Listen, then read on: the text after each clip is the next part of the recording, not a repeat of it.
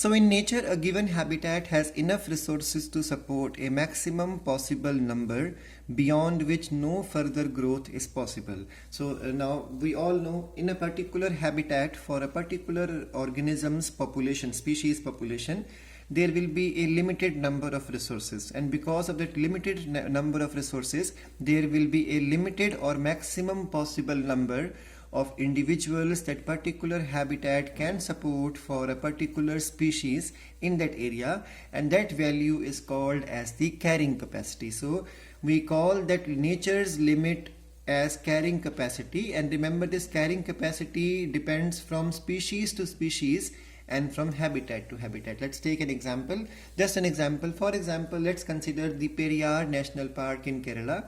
Let's take an example. It has it has a particular number of resources available for elephant, and because of that it can only carry 100 number, just an example, 100 or you can say 1000 number of elephant in the population, because resources are limited there. Once the number starts try to increase, competition will increase, and this will cause again the population to become 1000. So the resources will cause the area to know how many individuals of a particular species in population it can contain. So it could be 1000 in one area. And take for an example similar pattern, that let's talk about Manas National Park in Assam, and let's take an example that the carrying capacity for elephant in that national park in Assam is 2000. So for a particular species in a particular habitat, there is a fixed value of K, and that value is fixed for a particular species, and it will be different in the same habitat for different species.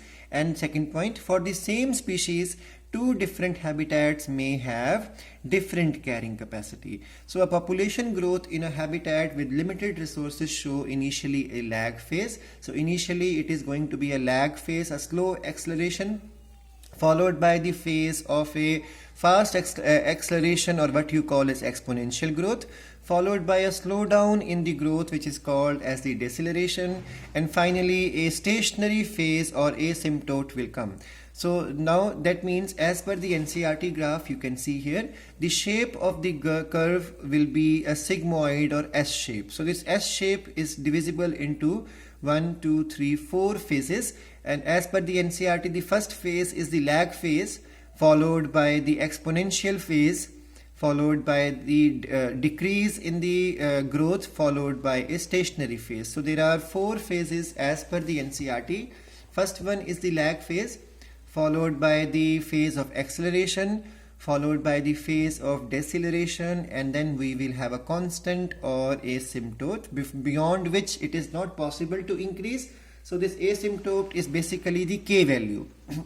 When the population density reaches the carrying capacity, it is called as the asymptote, and a plot of the n in relation to the time results in a sigmoid curve. So the curve will be a S-shaped curve or sigmoid curve, and this type of population growth is called as Verhulst-Pearl logistic growth, and is described by the equation dn by dt is equal to Rn. Now this is similar to the previous one, but remember, when you put this equation with this modification is called as the environmental resistance. That means the nature has a limitation in the environment. That limitation are resources. So the number of resources, the actual number, digits of resources is going to put a resistance, that how many individuals are actually possible. So this resistance is called as environmental resistance, and it is written as K minus N upon K, or can be written as 1 minus N upon K. So when you put this into the equation, it becomes the equation for the logistic type of growth. dn by dt is equal to Rn bracket K minus N upon K, or you can write it as Rn bracket 1 minus N upon K. So where N is the population density at time t, R is the intrinsic rate of natural increase, and K is the carrying capacity. Since resources for growth for most animal populations are finite and become limited sooner or later, so one day or the other the resources will become limited, logistic growth is considered as the most realistic one. This is a favorite question for the board exam, that which growth model is considered as the realistic one. Now let's go through quickly the notes also of the same topic. So growth models are of two types, exponential growth and the logistic growth. When the resources are unlimited, then the growth will be exponential growth, and the formula is dn by dt is equal to rn, and this is how you plot the graph similar to the NCERT graph, and the shape of the graph will be the J-shaped curve. Remember, there is a topic of R selection and K selection which we will be doing in the next class.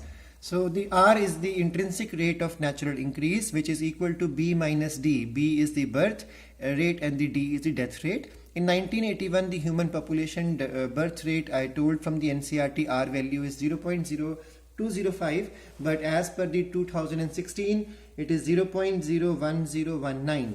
Now, the second type of model is the growth model of logistic growth given by Verhulst Pearl.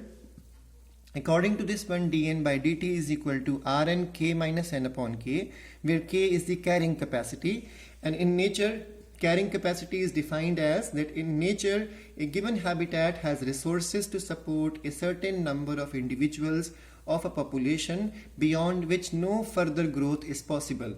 This is called as the carrying capacity, and carrying capacity is fixed for a particular species in a particular habitat. In the next class, we will talk about the life history variation, and we will discuss about the K selection and R selection.